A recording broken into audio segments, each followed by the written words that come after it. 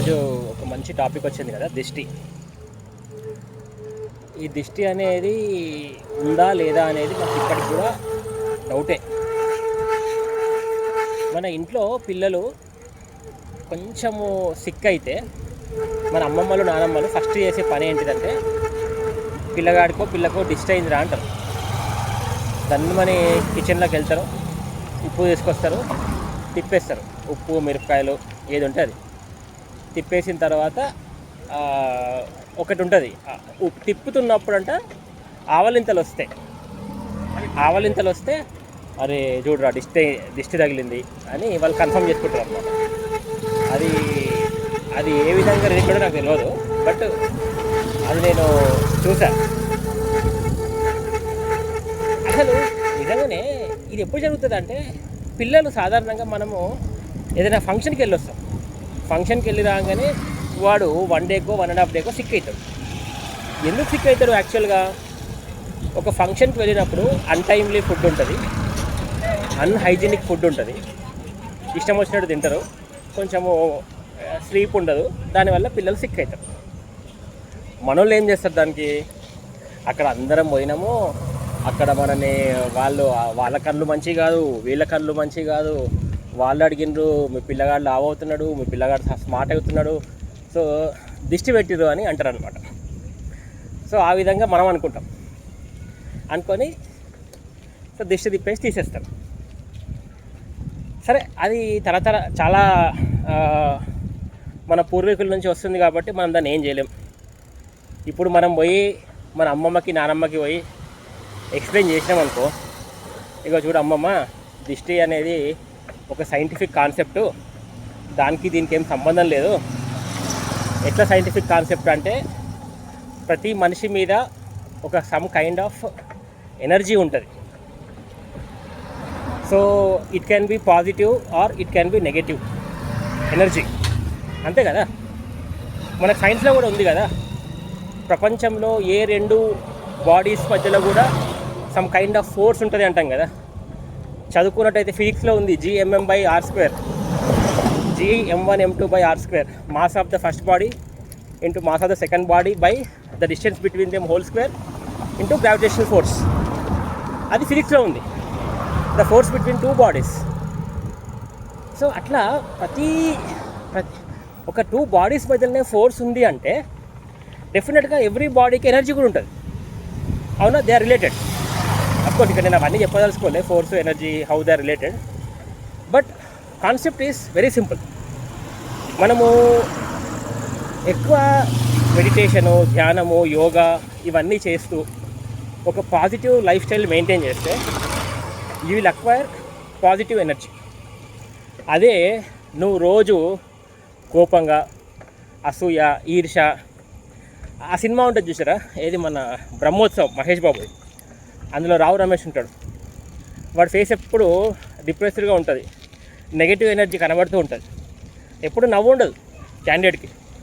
So simple అండి, మనము మన ఆలోచన విధానంతోనే మన ఫేస్ మీద ఎనర్జీ అనేది ఫామ్ అవుతుంది, అట్లా అనమాట.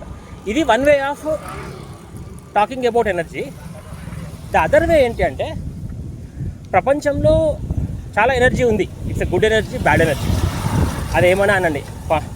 గుడ్ ఎనర్జీ అంటే డివైన్ ఎనర్జీ అనుకోండి, బ్యాడ్ ఎనర్జీ అంటే డెవిల్ ఎనర్జీయో లేకపోతే గోస్ట్ ఎనర్జీనో ఏదైనా అనుకోవచ్చు.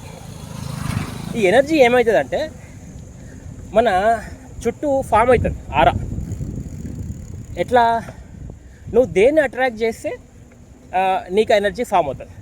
నువ్వు ఎప్పుడు పాజిటివ్ ఎనర్జీగా ఉన్నావు అనుకో, నీ చుట్టూ పాజిటివ్ ఎనర్జీ ఫామ్ అవుతుంది, పాజిటివ్ మైండ్ సెట్తో ఉంటే. నెగిటివ్ మైండ్ సెట్తో ఉంటే నెగిటివ్ ఎనర్జీ ఫామ్ అవుతుంది. సింపుల్ అండి, మనకు ఎట్లాంటి ఫ్రెండ్స్ అవుతారు? నీ మైండ్ సెట్ ఎట్లా ఉంటే అలాంటి ఫ్రెండ్సే అవుతారు కదా. మన మైండ్ సెట్కి అగేన్స్ట్గా ఫ్రెండ్స్ ఫామ్ కారు కదా. If you are an extrovert, you will have extrovert friends. If you are introvert, you will have introvert friends. Similarly, if you are a positive person, you will acquire positive energy. If you are a negative person, you will acquire negative energy. అలా పెద్ద science ఏం లేదు. So ఇది తెలియాలి మనకు. అందుకోసం మన వాళ్ళు ఏమంటారంటే, నువ్వు బయట నుంచి రాగానే స్నానం చేయు, కాలు కడుక్కో, బట్టలు మార్చుకో. ఎందుకు? ద రీజన్ ఈస్ నువ్వు ఎక్కడెక్కడో తిరిగి వచ్చినావు, రకరకాల ఎనర్జీస్ నీ బాడీ మీద ఉన్నాయి. సో అదే ఎనర్జీతో నువ్వు మంచం మీద పడుకుంటే you will transmit that energy to your family members, so which is not good. ఇంకా పిల్లలకి ఈజీగా ఎనర్జీ ట్రాన్స్మిషన్ జరుగుతుంది. సో అందుకోసం మన వాళ్ళు ఫస్ట్ బయట నుంచి రాగానే కాళ్ళు కడుక్కో, చేతులు కడుక్కో, స్నానం చేయు, అది చేయి, ఇది అంటారు అనమాట. మంచిది కాదు అట్లా అనమాట. ఈ కాన్సెప్టు మన పెద్దవాళ్ళకి మనము ఎక్స్ప్లెయిన్ చేయలేము, వాళ్ళకి అది అర్థం కాదు. కానీ మనం తెలుసుకోవాల్సింది ఏంటంటే ఇది ఏది కూడా గుడ్డిగా నమ్మకుండా, దిష్టి ఇవన్నీ గుడ్డిగా నమ్మకుండా దాంట్లో ఉన్న science, we have to understand the science behind it. ఆ సైన్స్ అర్థం చేసుకోగలిగితే మనం చదువుకున్న చదువుకి ఏమన్నా వాల్యూ. నువ్వు సైన్స్ అర్థం చేసుకోకుండా ఇంకా స్టిల్ మా అమ్మమ్మలు చేసిర్రు, మా నాన్నమ్మలు చేసిర్రు, మేము కూడా అదే చేస్తాము అంటే మాత్రం కరెక్ట్ కాదు, నేనే చదువు. సో ఆ ట్రాన్స్ఫర్మేషన్ మనలో జరగాలి. అది నెక్స్ట్ జనరేషన్కి మనం కరెక్ట్గా ఎక్స్ప్లెయిన్ చేయగలగాలి. మన పూర్వీకులు మనకు ఎలాగో ఎక్స్ప్లెయిన్ చేయలే.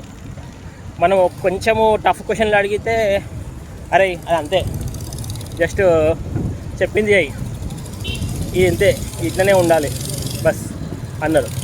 కానీ మనం అట్లా ఉండొద్దు. మనం we should be able to tell them why this works, why this doesn't work.